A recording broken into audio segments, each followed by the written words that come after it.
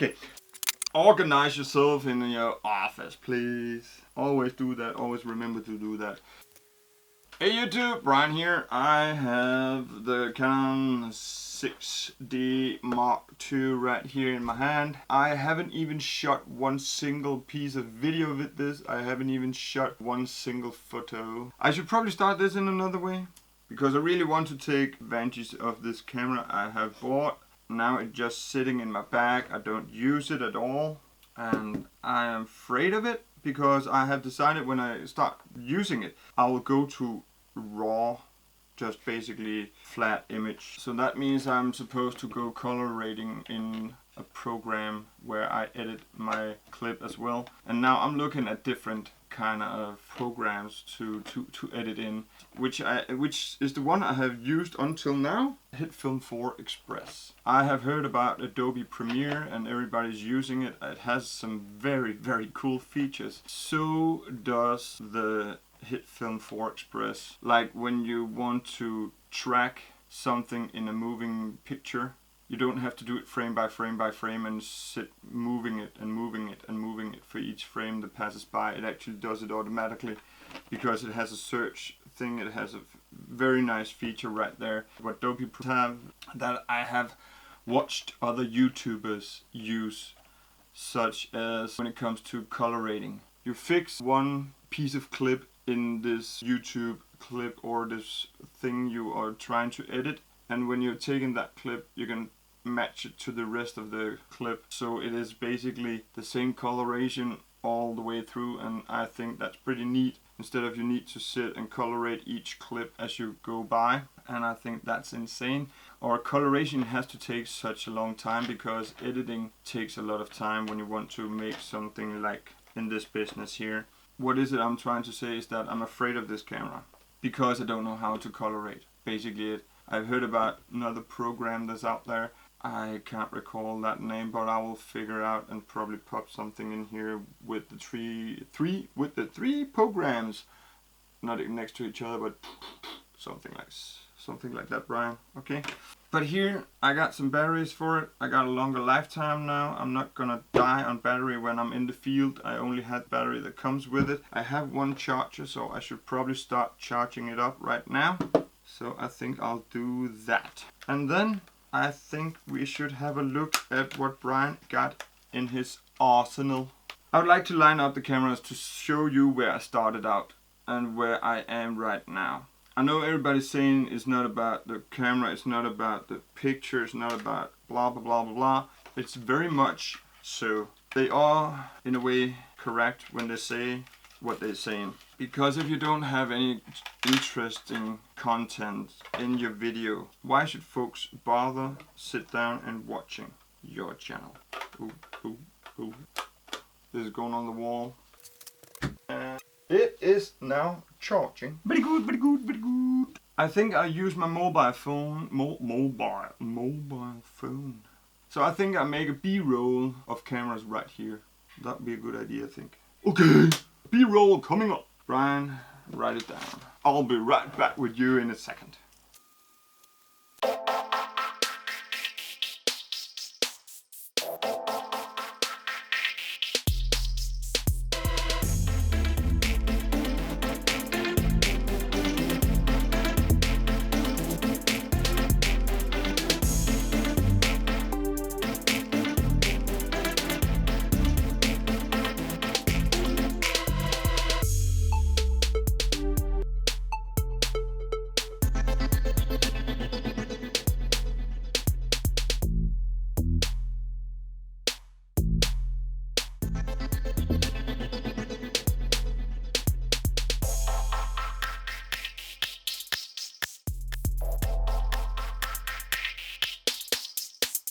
Okay, there we go, that's it. Now, I was also thinking of how to start up on this new camera.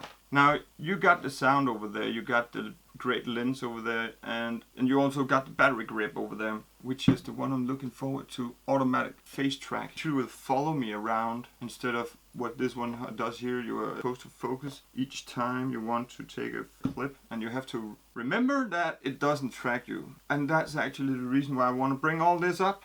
The reason why I want to make this clip is to show you what I have had and what I have gone through of cameras. I'll start out with the Sony, and what is that? That's the DSCH55. It's okay.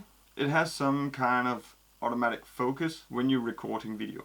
It does not focus as it's supposed to. I have had a lot of issues with this, and when I was doing this to myself or trying to video myself, it wasn't focused. And I first see that when I come into the editing, because it doesn't have a flip screen. So the first thing I thought to myself is that go for better quality, Brian. Yes, go for better quality. Yeah. So I went to HD quality because this is video recording 720.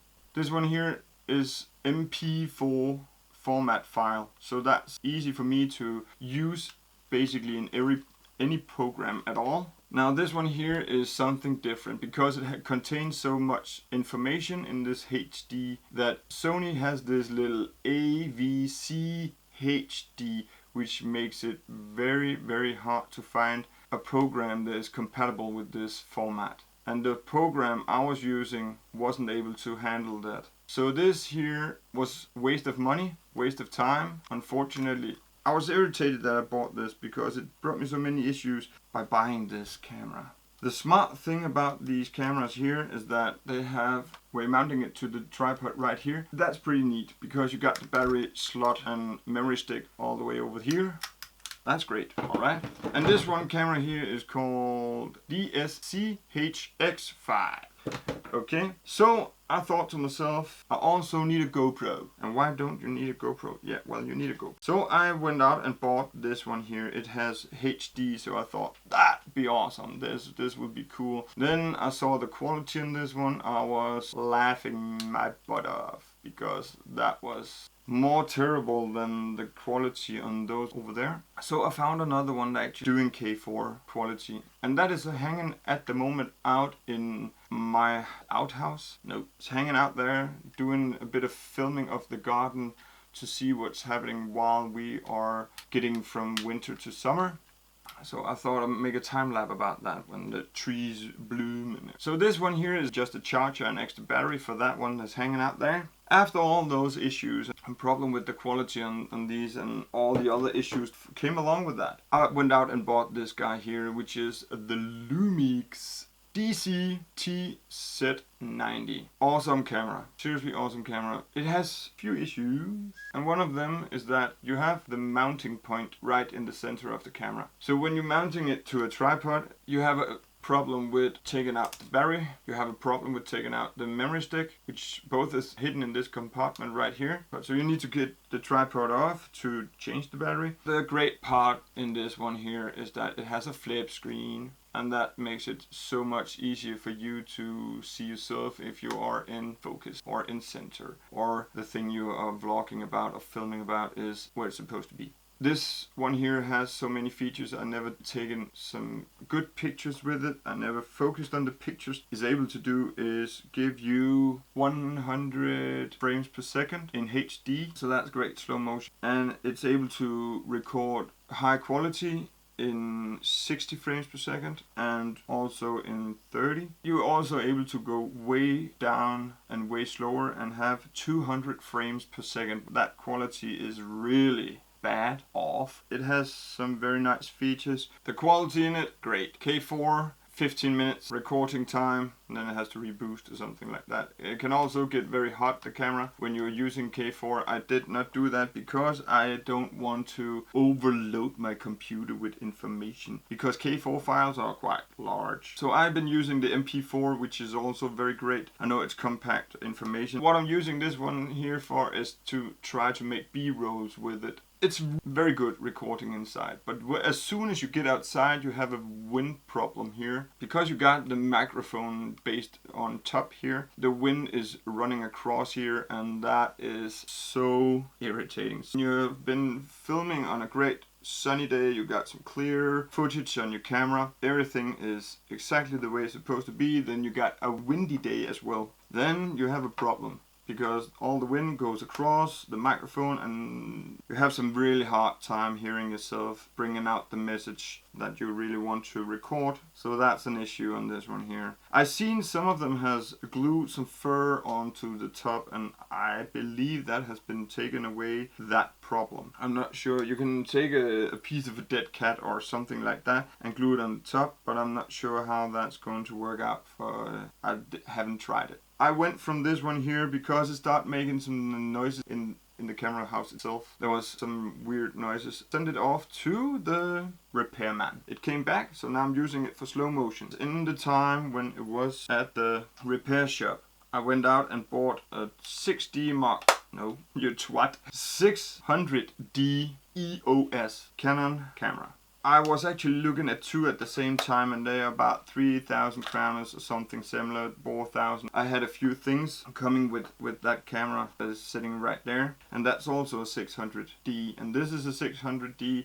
and they both had, the one had a bag and some other very nice things with it, and the other one has some gliders, and I thought for that price, two cameras, I'm able to basically cover a lot of good things. So if one should break, I have a spare camera. Now the one camera here I am holding actually had a problem with autofocus, and the reason for that was because there was a piece of plastic over one of these sensors or things that is supposed to be putting information forth and back. When I figured that out, I removed the piece of plastic and then autofocusing again. So that has been repaired. I haven't been using this as much as I've been using that one there, so that's my main camera. Now the autofocus I thought was like point and shoot autofocus, but it isn't. Autofocus is just that you can push a button and then it will figure out the focus point, and that's basically it. So don't let yourself get fooled by autofocus.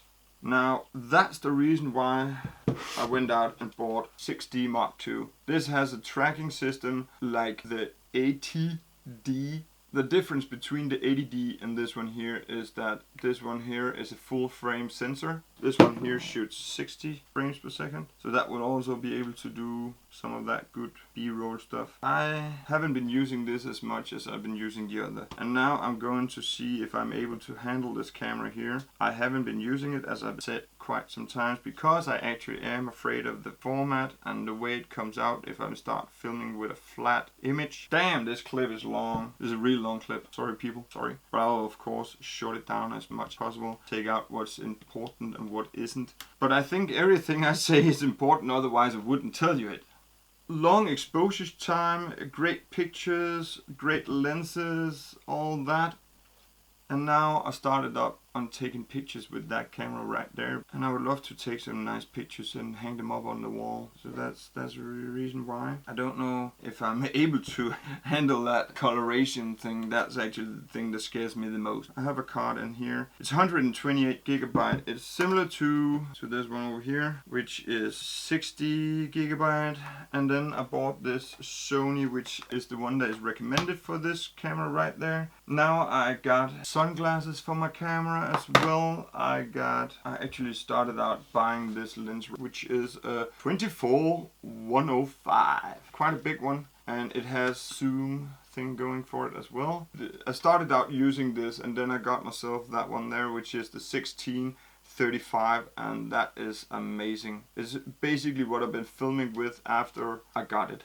These two lenses, image stabilizing system inside. It has automatic focus, and you can switch it to manual focus, which is pretty nice when you're taking pictures. And I'm looking for a 50, and I'm looking for a 100 macro lens. When I got that, I think I'll be sorted out, because I don't want to... I might be looking for a 70-200 as well. But that would be, that almost be it. 128 going into the camera here. I'm not sure if it's able to handle the transfer as well as this one here, but I'll try to figure out. No, that's not what I want to. I want to test it to see if it can handle it. So I got a 128. I got a 64 gigabyte over there. I got another 64 gigabyte here. I suppose that should be enough for one camera. Never be too sure. Normally I don't travel that much. I don't vlog that much.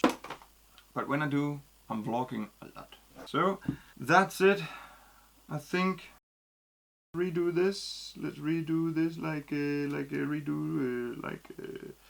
how? I don't know. How? I don't know. I don't know how. The interface on this one and that one, this one, and I got some battery. No, that's not gonna work out either. I don't know how to start up on this. This is actually quite annoying. This is actually some of the latest things I've been watching other people all blah, blah, blah. And I would actually like to make this quite short for a clip. I got a clip in my mind where I am going through all the cameras I've been using and all the cameras I think that would be not as necessary as I thought it would. No, that's not what I'm trying to say here. It's also got the battery package, or the battery, what is that? That's a battery grip, sorry. First of all, I'm going to remove. I need to check out. Chewbacca is sneezing in the background. I'm not sure you're able to